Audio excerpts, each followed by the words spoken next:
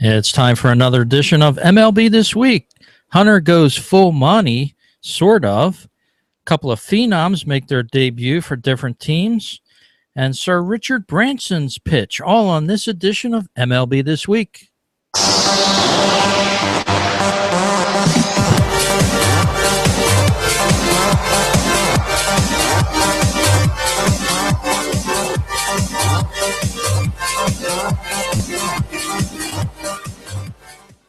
And hello, everyone, and welcome to this edition of MLB This Week. It's the MLB This Week podcast. My name is Rich. And I'm Gary. And welcome aboard to this week's show, everyone. We have a power-packed show lined up for you here.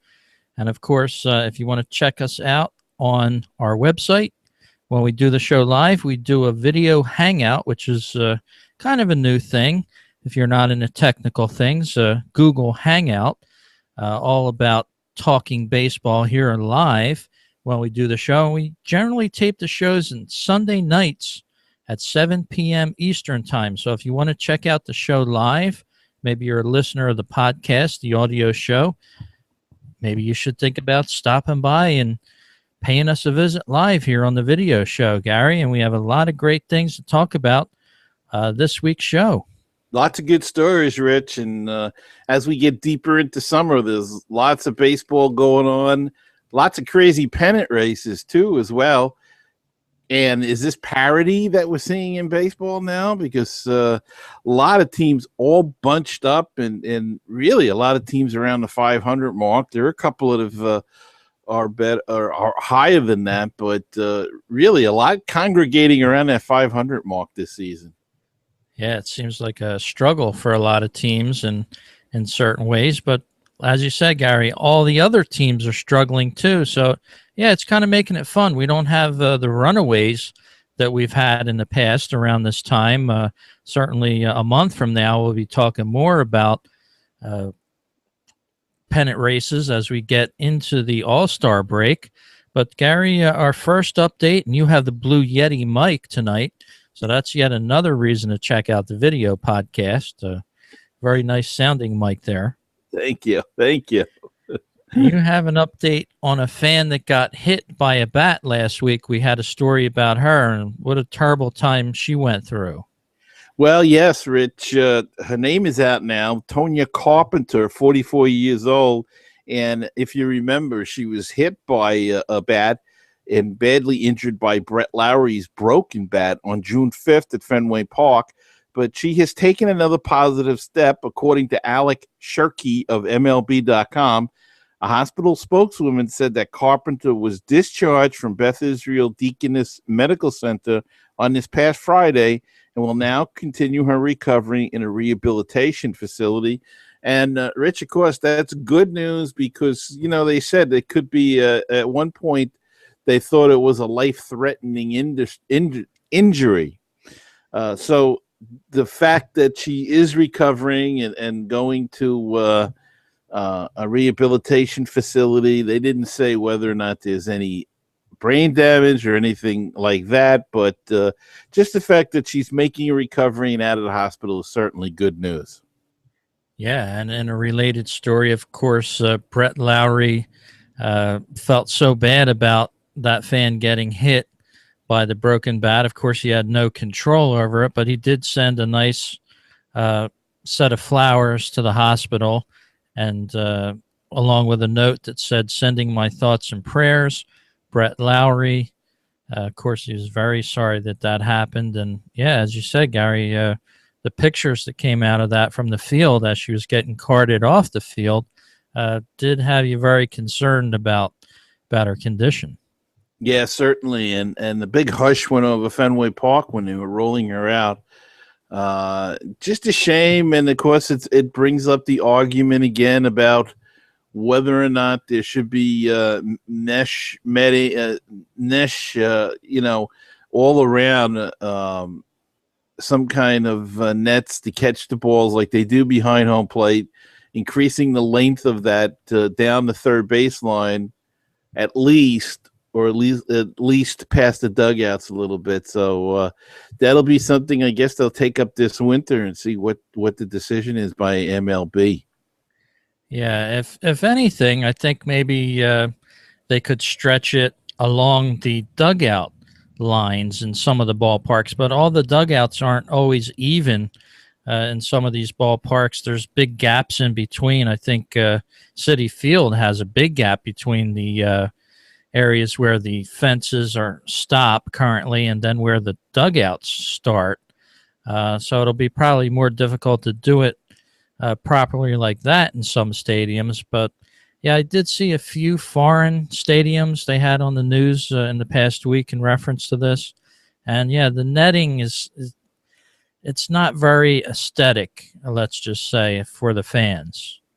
And the problem, of course, Rich, is that somebody's paying $1,000 or whatever for some of those seats that close to the action, and you want to be staring into a net. That's the problem.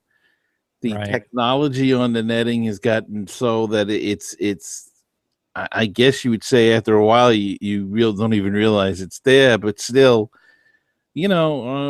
unfortunately, we seem to be having a lot of these things going on lately, and you don't know what it is. I mean, look at the incident where the woman got hit with the ball that actually had the netting in front of it, but I guess she was too close to the netting, and this happened in Chicago, I believe, and the ball was like a wild pitch or something or a foul ball, and it must have pushed the netting back enough, and she was close enough where it hit her.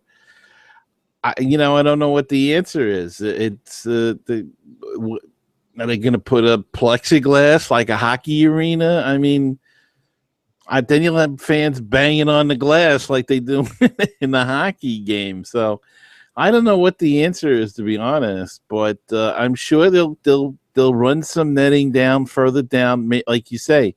Maybe they'll make it go to the dugout. Maybe they'll make it go midway past third base into left field.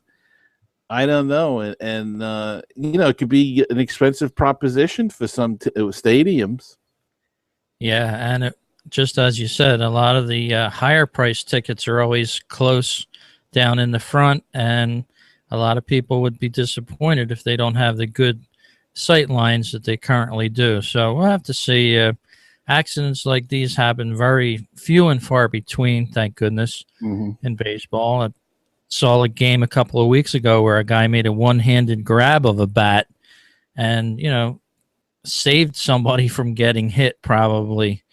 Of course, it wasn't a broken bat. It was a solid bat as Right. well. But, yeah, we'll have to see what happens with Major League Baseball and what they decide to do on that. But getting the call for a couple teams or a couple phenoms in this past week, Gary, I'm sure you probably read the headlines. Carlos Correa got the call up from the Houston Astros. He's one of the most sought after rookies to make it to the bigs so far. And he got the call in the past week, his first week with the big league team. And it seems like Houston just keeps on calling up these superstar wannabes to the game. Well, like we said, Rich, the rich keep getting richer. And, they just added like 2 or 3 top draft picks this year in the draft. So, yeah, I don't know if it's my imagination, Rich, but do you ever remember this many top prospects being called up in a year? Or perhaps it's just that now with all the media that we have and all the internet and everything, we know more about these prospects. But I don't recall a year where so many teams are bringing up so many top prospects.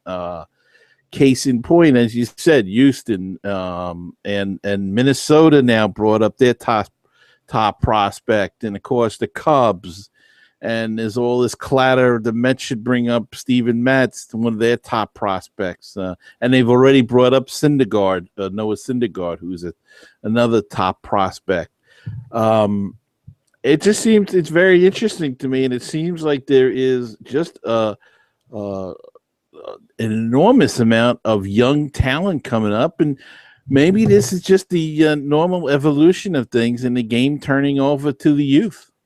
Yeah, it certainly seems like that. It seems like we've waved goodbye to a couple of players in the past few years, and baseball has that knack about it to keep churning those stars, that step up and step in their places of the retiring superstars.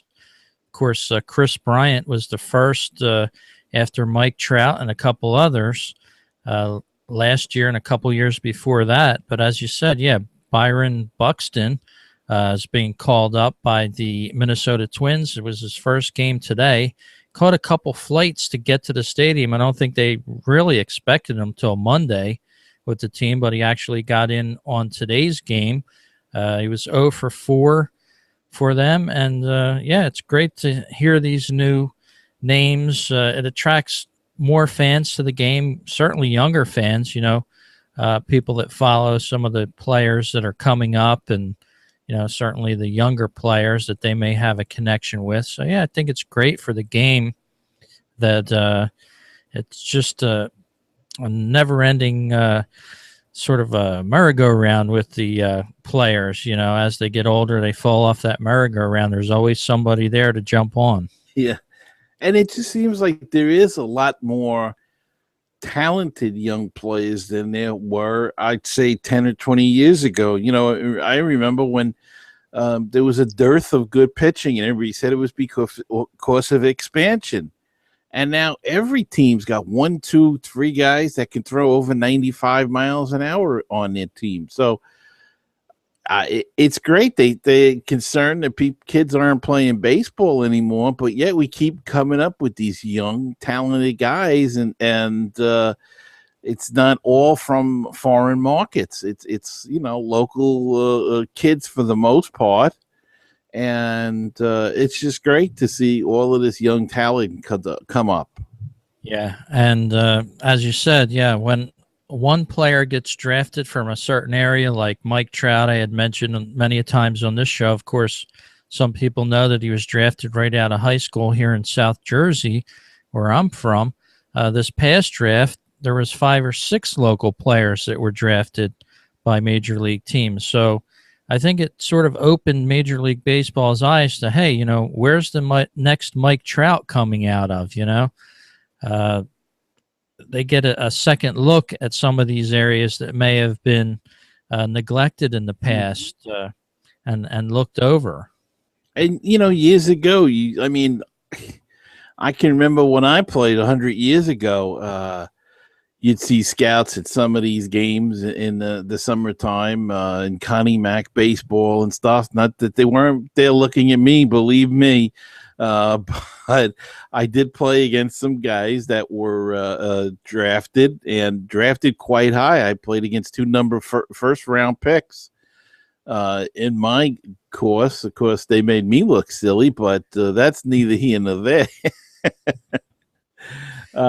But it is amazing now that they're going back to that, and I think we get so hung up on all of this sabermetric stuff, and I think you find the guys by beating the bushes and finding somebody in that small town in South Jersey or in New York City or upstate New York or whatever, and they tended to fade away from some of those places, I think, because of the weather and the scheduling. But now the teams play so many games, the high schools, and they have all these travel teams, and kids go to Florida in the winter and things like that.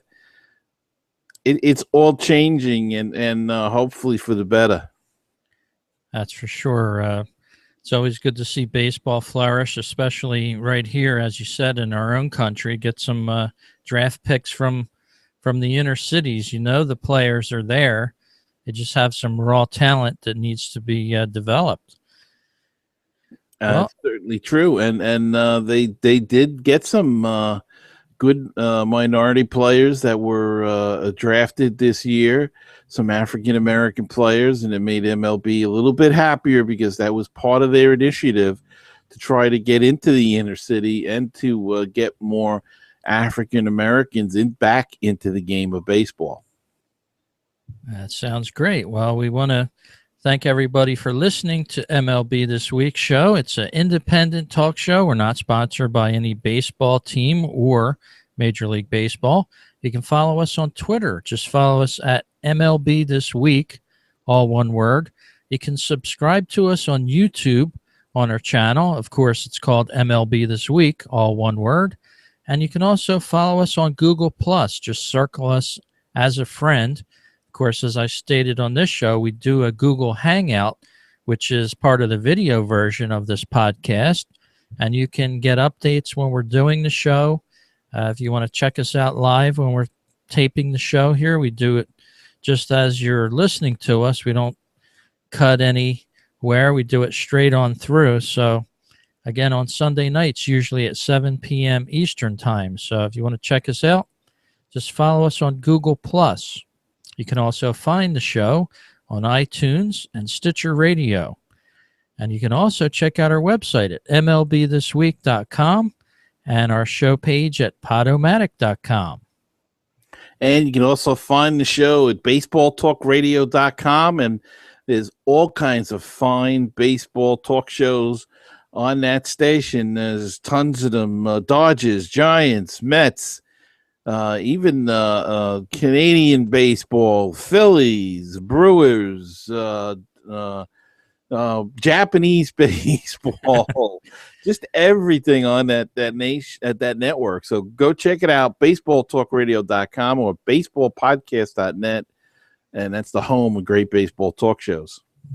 That's very nice. And I got an email this past week from one of the listeners of your show, Gary, on Mets Musings. Of course, I was a guest on your show a couple weeks back when you had the 300th episode. 200, Rich. Or 200. I'm sorry. I'm getting like Barry. 2000th. Your 3000th episode. Your 200th episode. Sorry about that. That's fine. But yeah, he mentioned the fact that he loved the baseballtalkradio.com, and he was very intrigued to find that I had something to do with it. So he thanked you in the email as well. I meant to tell you that before we started the show. And he enjoyed that version of Mets Musings and was happy to find baseballtalkradio.com as well. And that's great. And that's what we're looking for. Yes, we are. And Gary, you have our next story up here on the week in sports and baseball here. Hunter goes full Monty, sort of. Well, Rich, we were talking about young players, and yet there's still some of those old guys hanging around. And Minnesota Twins outfielder Torrey Hunter went a little haywire after being called out on strikes by home plate umpire Mark Ripperger during the eighth inning of Wednesday's 7-2 loss to the Kansas City Royals. He was not happy about being called out and wasn't happy at their strike two call. And then when he got called out, they started jarring at one another, and one thing led to the other, and he eventually got thrown out with manager Paul Molitor, and that's when it really got crazy as the Hunter got fired up, had to be restrained by Molitor and crew chief Brian O'Nora, and well, he did a little bit of a striptease as well. Let's take a look at that. There goes the sweatband, there goes the jersey, and Torrey Hunter was not happy at all about the call, but tossed out, got a couple of days suspension, and did not appeal it, and he'll be back before you know it. Yeah, that's awesome. I didn't even see that during the week's highlights, but you don't see much of that too much anymore, especially this year with the instant replay. It's very sedated. It's very video-ish. You don't see many tirades like that on the field anymore. And, you know, Rich, you got to half wonder if because of that when there is a tirade, it does blow up like that because they can't argue these other calls because there is video review. So perhaps the frustration comes out with the called strikes, which, of course, is not reviewable, and they really can get on the umpires that way. So maybe it's just a bit of frustration taking over. Yeah, that's a good possibility. Of course, with the Phillies in the past couple days, they had a blow up as well. Their relief pitcher, Ken Giles, is his name.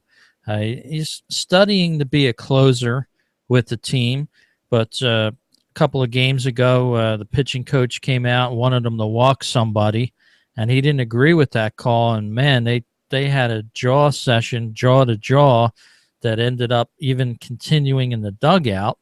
And yeah, you don't see too much of that uh, emotion, but I think it's good for the players to unleash it sometimes. Yeah, I think so too. It's just, you got to be careful where you do it and who you do it with. You don't want to do it with your pitching coach or your manager, because then you could be buying a ticket back to wherever that the AAA team is. That's true. Could have its drawbacks. That's for sure. And yeah, you got to pick your battles, and make sure you pick them well, because fight with the wrong guy, and as they used to say, you're going back to Palookaville. Yep. Never to be seen from again. Yeah. Well, the MLB draft, of course, was a week, 10 days ago or so. But there's a few stories that surfaced this past week, and one of which that was local to me in the Philadelphia area. Ruben Amaro Jr., of course, he's the GM of the Philadelphia Phillies, came out in the local papers about 5-6 days ago that he had drafted his nephew in the 35th round. He had also selected him as well in 2011. Stories leaked out into the mainstream news. Here's one from the Chicago Tribune. The Angels picked a guy named Jonah Dipoto, and he happens to be the son of general manager Jerry Dipoto in the 38th round. So it's just a sort of a nepotism round, they call it now in baseball. And that wasn't all, Gary. The White Sox chose a guy named Joseph Reinsdorf. And anybody that knows anything about the White Sox is familiar with that name. He happens to be the grandson of Chairman Jerry Reinsdorf. He was selected as the 40th round pick in the MLB draft. And it's just amazing that these later rounds, some of these people are being chosen by their teams. When you would think a team would have more of a pick that would serve their team better. Well, I don't know, Rich. If they can play a little bit, and at that point you've got you've got guys that you're using that you hope maybe will develop, but you're really filling in some of your minor league teams at that point as well. And I mean, if they can play a little bit, I see no problem with it. Look, Mike Piazza was picked in what, the 63rd round or something obnoxious like that. So, you never know. You might get a gem. I know how it looks, especially with Ruben Amaro, because he does not have the best reputation. Let's face it, in the Philadelphia area, and the fans are not loving that guy. So, I guess that makes it a little worse. But I mean, we've seen guys picked that didn't even play baseball, and because they were relatives. But I say if they played on a collegiate level, or played high school and were decent enough ball players, I wish somebody would have drafted me 50th to 60th. But it didn't. Yeah, as you said, Mike Piazza, he's probably one of the best poster players for that type of a draft. He was picked in the 62nd round of the 1988 amateur draft by the Los Angeles Dodgers. And of course, we all know he's a relative of Tommy Lasorda, I believe, or a good friend. Yeah, it's like his godchild, or good friends with his father. Tommy Lasorda was. So that's the story. He got picked as a favorite of Tommy Lasorda. So, and that happens, that happens again. And it just so happens that sometimes the player may develop, and You got a gem on your hands. Yeah, he ended up as Rookie of the Year in 1993 as a 24-year-old, and we've been following his career here on MLB This Week, rooting for him to get maybe into the Hall of Fame next year. And wouldn't that be nice? That'd be terrific. We're all excited here. We hope this is the year that he does get in, and if not, it could be some investigations of the Hall of Fame vote if he doesn't get in this time. That's for sure. Well, we wanted to let you know also that you can become a patron of the show. Just support the show by going to our Patreon page. You can go to the link that we have on our website at MLBThisWeek.com, and that'll take you right to Patreon. That's patreon.com/MLB This Week. You can become a monthly sponsor of the show by just donating $1 or $2 per month, and we'll put those good donations to use, putting maybe some hosting or whatever expenses we have with the show. And also, if you have a business or a service that you'd like to pitch on the show, you can also sign up for one of those programs where we'll give you a plug and an advertisement on our show as well. Just about $10 to $15, $20 a month, I believe, will get that done. So stop on over to patreon.com. If you can't remember the link, just go to our website at MLBThisWeek.com, and you can find the link right there. Help us out with some support. And we can use all the support we can get, Rich. Yes, we do. 'Cause that's how we do it here. And Gary, you have a kind of a humorous sounding title here. Who let the dogs out? Well, Rich, before Friday night's game between the Tigers and the Indians, David Price was going to pitch that game. One of his fans tweeted out that he would walk David Price's dog, Astro, for free for a week if Price pitched 9 scoreless innings. Well, a fan better get a new pair of training shoes because Price went the distance, tossing 9 scoreless innings and used just 93 pitches to do it. So now the fan is stuck. He's got to live up to this, and not a big deal, I guess, because he gets to meet David Price and walk his dog for a week. So David Price can relax and just let the dog out, so to speak. That's awesome. I didn't run across that show or that story actually this week. And is Price actually going to make him pay up on that bet? I didn't see. He did answer him and say, to the effect that, all right, now it's your turn. Come on. So, but I had not seen anything past that, whether or not they've gotten together and worked this out yet. So I'll look this week and see if I can find a definite. But it's the social media, Rich, nowadays. And who says the players don't read this stuff? That's for sure. Amazing there. Nice story. And, of course, we were talking about this story before we started the show, but MLB Network is now streaming on your internet devices. So if you do get MLB Network at home on your cable system, you can now tune in on your mobile devices, your phones, your tablets. I tuned in for the first time myself this afternoon. My wife was down at the Acme, and I was out waiting for her, and I signed into MLB Network right on my phone using my cable sign-in.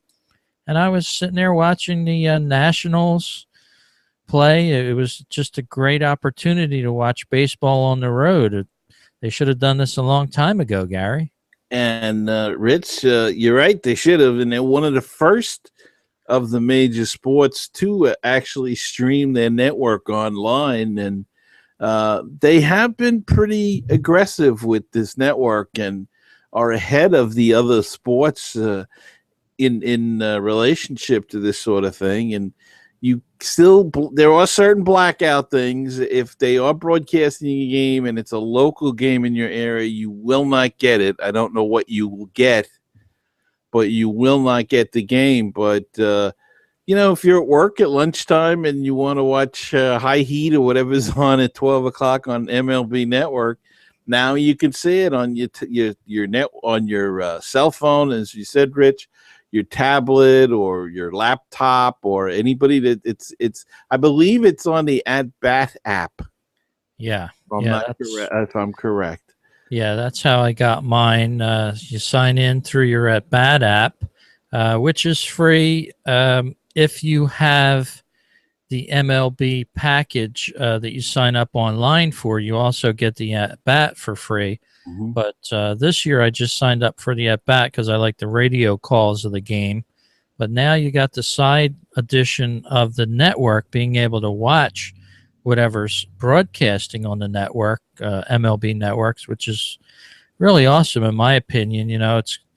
And they should have did that with radio as well. A lot of people like to listen to MLB Network radio, which only streams on Sirius satellite. It would be nice to be able to listen to that as well. Now, you have to pay for that, right? The radio, or is that free? Yeah, the At Bat was, I believe, $19.99 for the whole year. Mm-hmm. And that allows you, they do have a game of the day that they pick in advance where you can watch a video game of the day if it happens to suit your fancy as well. But you can listen to all the streamed games on the radio feeds as well. And that's sort of why I signed up for it. And that's kind of a good thing because, you can't get like on TuneIn, the stations that have Major League Baseball, when there's a game on, they run something else. They have like alternate programming or something, because apparently they'll stream everything but Major League Baseball. I guess the rights come in, and you only can get it on the radio or I guess on the MLB app. And that's kind of a shame in a way, but they're not going to make money that way, I guess. So that's why they do it. Yeah, and as you said, I think baseball does this much better than other sports, certainly better than football. Football's package is up to around close to $300 a year, I think, for their cable-only package where you can get to watch all the games. But really, you can only watch one game at a time most of the time unless you're flipping through the channels. And yeah, or you got picture in picture, So, yeah. And really, you watch the one game and they're giving you highlights, and you can go on a computer and watch stuff. So, not a huge football fan, so it doesn't bother me. But the only thing with the baseball package is I don't have it because I don't really have the time with working and stuff. So, a lot of the games that I would watch would be at night, but the Mets are usually on, or the California games. But got to get up the next morning.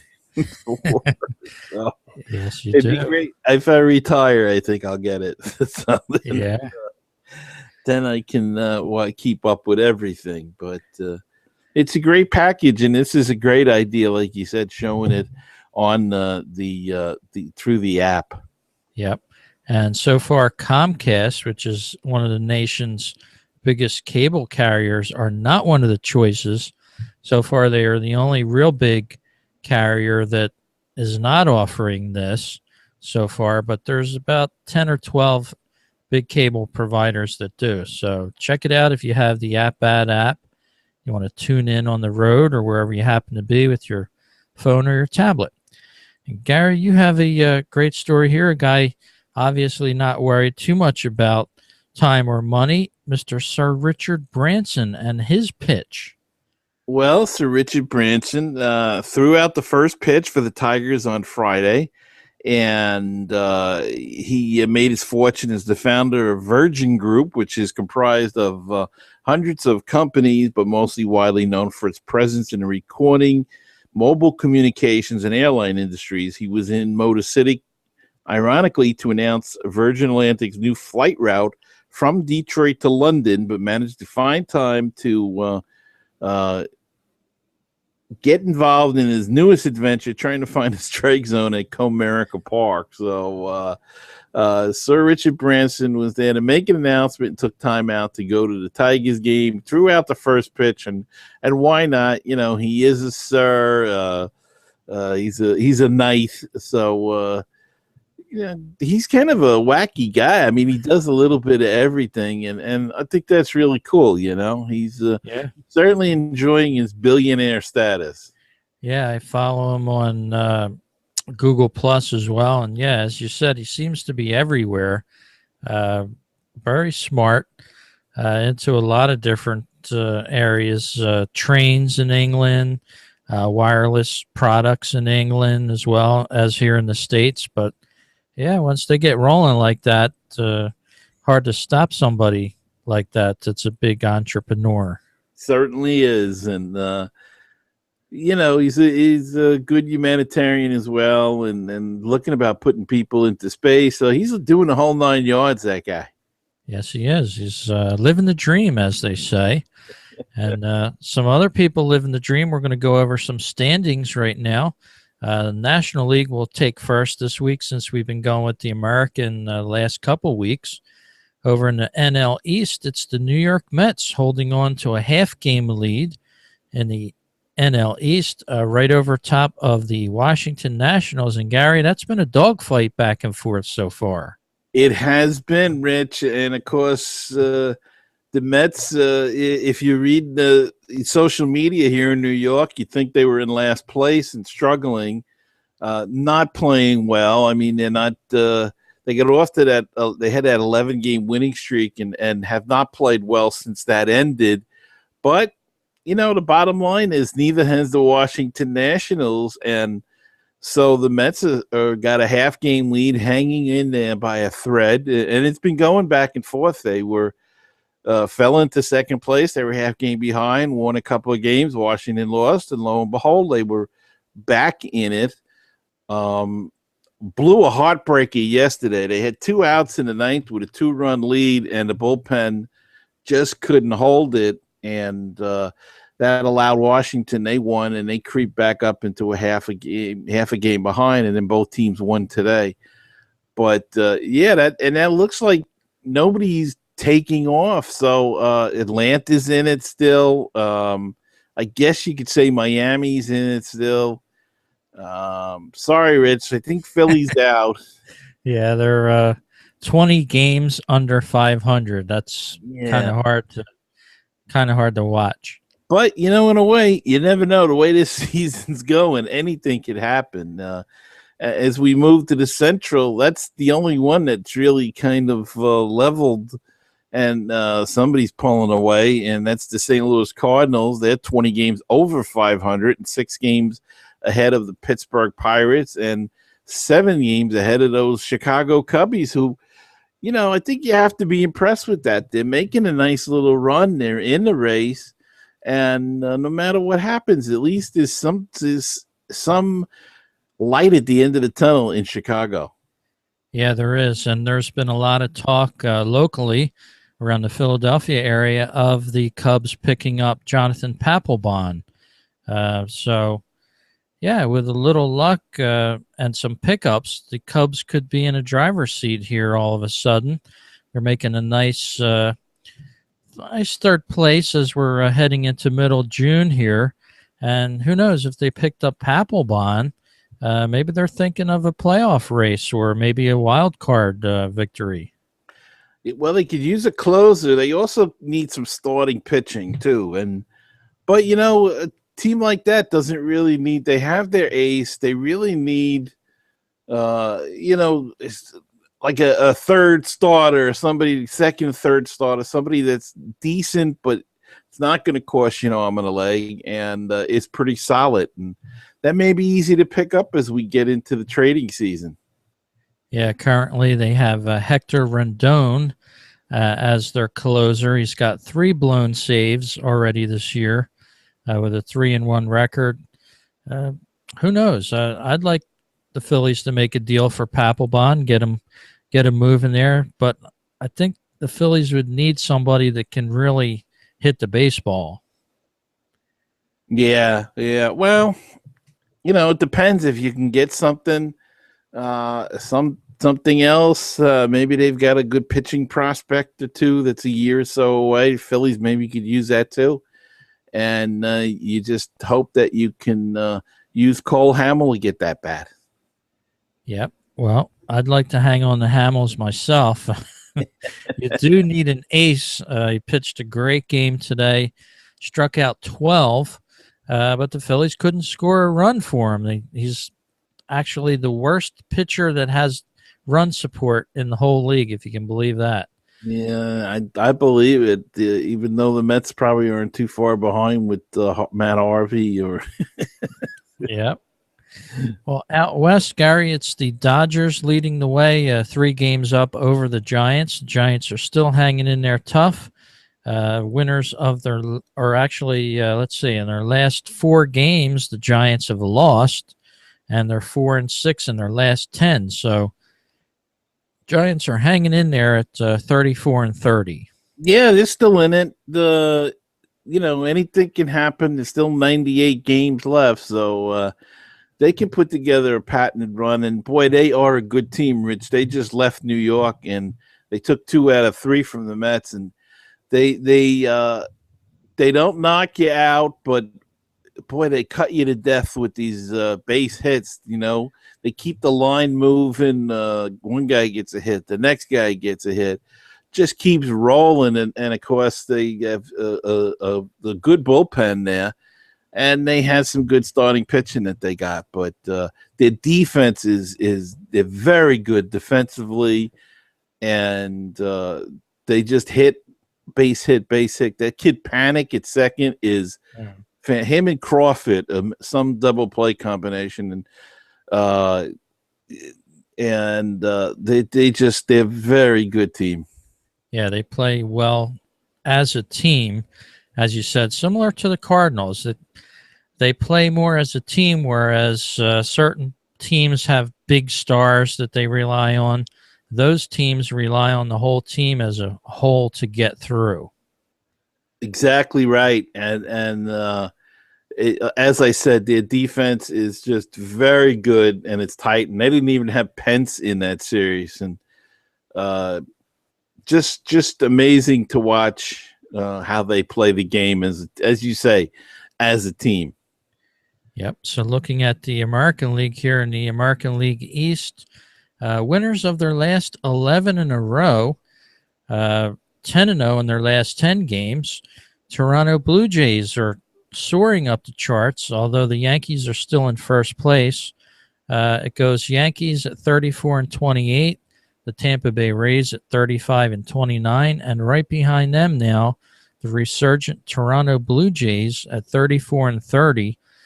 Don't think we've seen too many great runs like this one, Gary. This is a nice one, and they're doing it by bashing the ball, and hitting and getting, I guess, decent enough pitching to get by. They are clubbing the ball all over the place, and of course, they come into Citi Field for 2 games against the Mets Monday and Tuesday night, and I'm going to go Monday night to the game, so I'll let you know. Hope they get a cold streak. Their bats when they come into Citi Field, and then the Mets go to Toronto for 2. So it should be interesting next 4 games with the Blue Jays. But yeah, they just been bashing the ball all over the place and hitting very well. And Baltimore's kind of got straightened it out a little bit too. They're back in the race. They're at 500. They're 3 games out. So and Tampa is hanging tough there, Rich. It's again, it's one of these divisions where it's a toss-up right now, and it looks like it's gonna be that way because there's no real super teams putting things together and taking a big lead. Sometimes the Yankees look good, and then they get hammered and they look terrible. Tampa Bay, I haven't really seen them, but I don't know. They must be doing this with mirrors. Toronto, as we said, got off to the slow start, have won 11 in a row, so that put them back in. Baltimore, I think, is starting to get guys healthy. They started with a couple of guys on the DL. Now they're starting to get into the race. Boston's probably the biggest disappointment. They made a lot of moves, but they didn't get any pitching, and they need pitching, and they're holding up the rear. And Yeah. then, Rich, you go to the Central, and Minnesota's dropped back to second now, but they're still in the race. And Kansas City, of course, is still is leading that division, but interesting. Detroit seemed to straighten themselves out a little bit. Nick creeping back up, and Cleveland still struggling. And the White Sox that people were picking to win this division because they made a lot of moves in the offseason, they're holding up the rear. Yeah, they're in the tank, last place in the AL Central. And that's the thing. You can't always pick up players and expect to win ball games. We've seen it with the Yankees, the Phillies, even the Dodgers. They spend a ton of money, and they're not getting the results they think they should. And San Diego, Rich, remember they had all the hoopla about San Diego and Seattle. And if, talking about Seattle, if you go to the West, Houston's leading it with all their young guys, though they are starting to come back to the pack a little bit.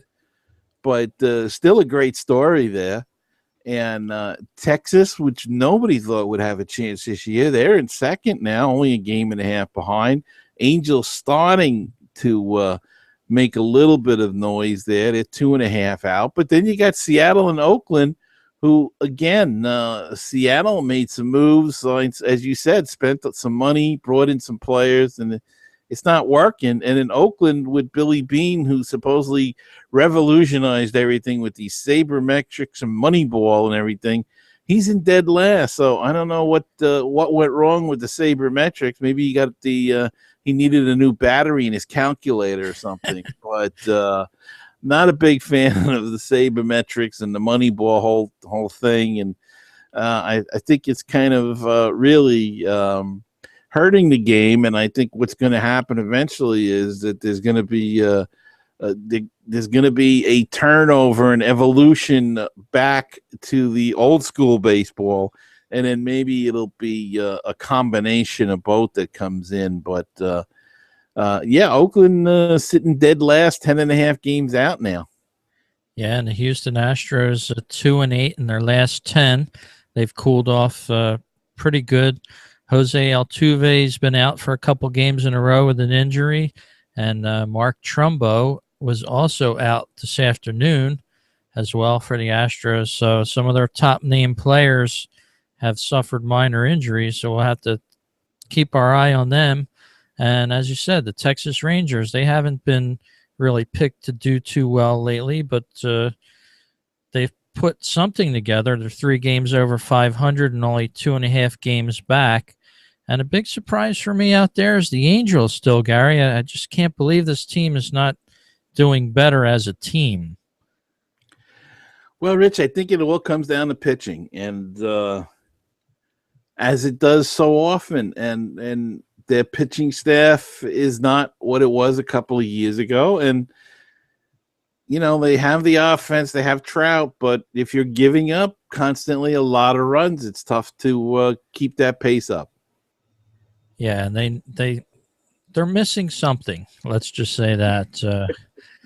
We'll keep our eye on them as the season progresses, and as we wind down this show, Gary, a story that you were wanting to hear more of, Mustache Madness coming to Cincinnati for the All-Star Game in 2015. And, of course, a lot of people know the Reds are hosting the All-Star Game in 2015. And one of their logos is a baseball player of old times, probably in the early 1900s, with a giant mustache that he wears. So this Mustache Madness is going to be big placards advertising the All-Star Game that's going to be placed all over town in Cincinnati, different mustaches with different logos, and you'll probably be seeing them on television and things like that. And that's one of their logos that you're going to see for the All-Star Game, which is pretty cool. Now, not a fan of Cincinnati, or Cincinnati Reds, I should say, but I got to admit that Mr. Redlegs character is the best. I love it. Obviously, Mr. Met here, and the Mr. Redlegs with the, as you say, the old time mustache and the pillbox hat. I love that kind of thing. And I think this is a great idea to really incorporate that into the whole all-star idea. Yeah, and they're also selling replica versions that could double as a business card.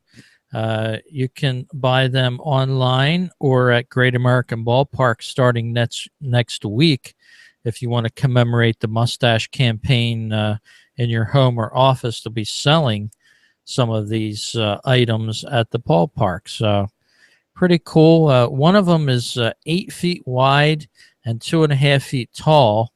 It also weighs about 850 pounds. So, yeah, these big signs are getting hoisted all over town in anticipation for next month's All-Star game there in Cincinnati. And that's great. It's a lot of excitement when the All-Star game comes in, and I know we make people get tired of it and say it's an exhibition game, which it is, but it's still something for the town, and people travel from out of town to go see it, and it's a big thrill to host an All-Star game. I just think that they need to do something about the voting on this sort of thing. The latest tally last week, I believe the American League had 8 Royals and one other, and Mike Trout, I believe. So it's kind of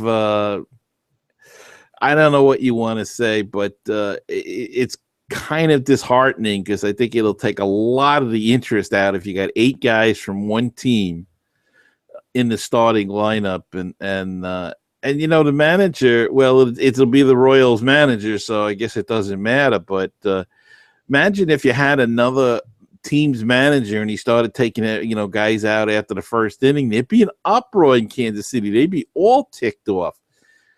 But I don't know. I just think that they've got to do something with the voting.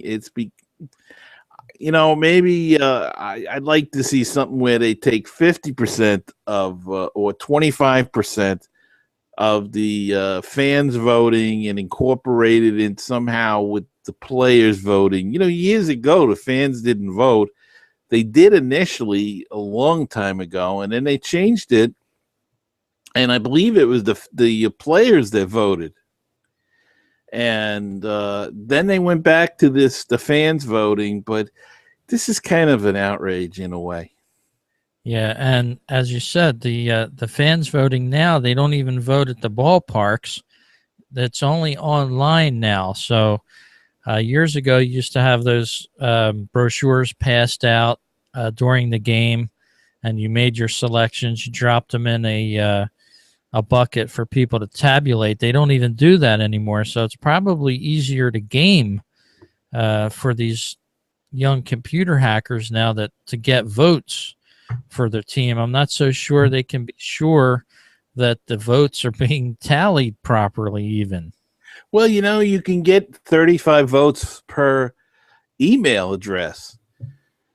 So, you could set up an infinite if you had the time. If you wanted to, you could set up God knows how many email addresses. I've got 6 or 8 of them if I really wanted to use them each one and sit there, and you can vote 35 times, but the normal person doesn't. And as you say, all you need is one hacker or something that figures out how I can vote automatically, do it once and then just have it repeat on all of these things. And I'm sure there's something out there. There's a program, and they can stuff the ballot box. And the beauty of the other way is not only did it make you go to the ballpark, but you had a physical thing. So, you'd have to go to 35. You could sit there and fill out 35, 50 cards, but who the hell wanted to do that? That was, you'd fill out one and it took you an inning. Right. Annoyed and you do it once. But I don't know, Rich. Maybe they need to go back to that or lower the amount. What do you got to vote 30 for? Where did they get 35 from anyway? Yeah, Make that's it an odd. 10, make it 5. Why do you need 35 votes? So the vote totals are down. Big deal. Nobody really cares anyway. And I don't know. I just think it's there's something wrong. Look, I love David Wright, but he was like in third place for third baseman, and he hasn't played in like 50 games. I mean, he's been out injured. So I don't know what the answer is, but I think this is really this all total online voting is not working out. And they have a good secure system apparently, like I say, but 35 times is a bit much. And I say, maybe they figure this is how they get millions of votes, and it looks so good. We can say, look at all these millions of people who voted. It might be 20 people. Yeah. And as you said, some all-star history here. I'm reading online here. MLB All-Star used to be selected by the managers of the respective teams based on strengths and performance leading up to the halfway mark. In 1947, fans were permitted to vote for the starting position player of their choice, but after the Cincinnati Red fans stuffed the ballot boxes in 1957 and voted for all but one of the team's started position players to the starting 8, the commissioner stepped in and removed 2 Reds from the ballot. So, yeah, there has been previous times where the ballot box has been stuffed, and I'm kind of sure it probably is happening again. And that's not and that's the old-fashioned way with doing it without a computer. But with the computer, we've got the same situation. So will Manfred step in and do something, or do you I don't know. I think that I don't know. I think I'd like to see the players go back to picking the players and guys that truly deserve it. Yeah, they might get selected, but they get selected for a game. And maybe we got to take out this whole idea about one guy from every team. What happens if a team doesn't? All right, every team's got a leader in some kind of category. Somebody's got to lead it. But what happens if you got a last place team sometimes, and the highest batting average is 240? You're gonna make him an all-star because he's the highest offensive player on the team? I mean, I don't know. Maybe they have to do away with that. Well, they want to send at least one player from every team. I agree with that. You want your hometown fans to still have some sort of connection to the game, and with no player being represented there, they're being ignored, so to speak. So, yeah, I do stand up for the one player per team at least at a minimum. But, yeah, the current method of online only is open to some scrutiny. Maybe go back to the managers, whoever the managers are. But then you've got another controversy. It would be on their hands to see who they would pick. So it's going to be a tough decision. And I think letting the managers, I think we're in a time of baseball where they're trying to squeeze the manager out of the game. That the general managers think that the manager's just there to take the lineup card out and everything. I know that's the feeling here in New York sometimes with Sandy Alderson, who thinks he's the smartest guy in the room, but he's not doing anything in that room as well, because everybody think, he's trying to make a trade that gets over on everybody and doesn't think much of his manager. But needless to say, I don't think we're going to see that exactly happen where they let the manager make the selections. But, then let the players make 50%, do a weighted system, 50% the players, 25% the fans, and maybe 25% a committee of some sort, maybe of veterans or something, retired players, and change it every couple of years, and just so it's fresh, just so it's, or even writers, or God forbid, did I just say writers out loud? Maybe announcers, color analysts, one from every team should be on some kind of committee that votes for the All-Star team, because they see it every day. They're Yeah. seeing these guys, they're seeing the other teams, and the fans don't. And I just think that it's going to make a mockery of the whole thing if by having these eight Royals, and let's face it, the 8 guys don't all deserve it. I mean, some of them are nice players, but they don't. You can't tell me that there are 8 All-Stars on that team, or else they would have blown right out through the San Francisco Giants last year. So that's for sure. So we'll be keeping a close eye on that, the voting, and also a lot more All-Star game talk as we get closer to the big game.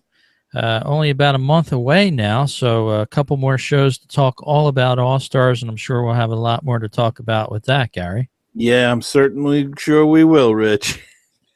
And you have the closing story of tonight's show about a gentleman that lost a bet, and now he's got to deliver a haircut, a bizarre one. Yeah, certainly.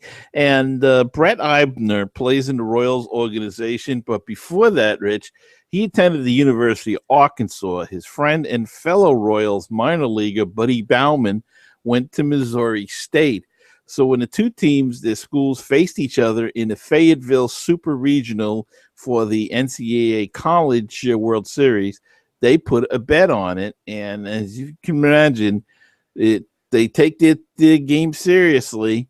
There were some hair-related consequences for the loser. Well, it was tough luck for Bauman when Arkansas beat MSU 3-2 and had to have his hair cut. And here is the result of that. It looks like, I don't know how to describe that, Rich. He almost looks like he's got Mr. Redleg's mustache on the top of his head. Yeah. And the rest of his head is shaved close crop. So he paid off his bet, though, and there you have it. Yeah, almost like a 1920s mustache on the top of the head. Yeah, haircut there. pretty weird.